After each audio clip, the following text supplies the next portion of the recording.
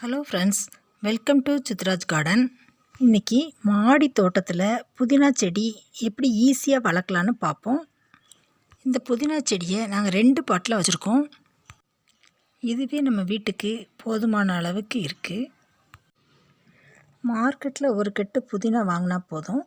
அந்த புதினாவை சமையலுக்கு பயன்படுத்திட்டு மீதமுள்ள தண்டுகளை நட்டு வச்சாலே வீட்டுக்கு தேவையான அளவு நம்ம வளர்த்துக்கலாம்.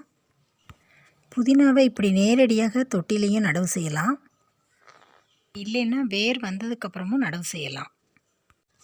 புதினா தண்டுகளை ஒரு டம்ளரில் தண்ணீர் ஊற்றி போட்டு வச்சோம்னா 1 வாரத்தில் வேர் வந்துடும். அதுக்கப்புறமும் நடவு செய்யலாம்.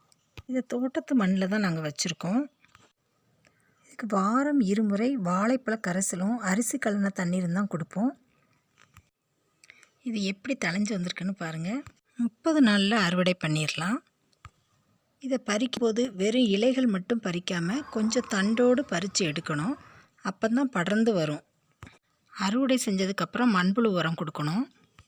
மார்க்கெட்டில் கிடைக்கிற புதினா ஆர்கானிக்காக கிடைக்குமான்னு தெரியாது.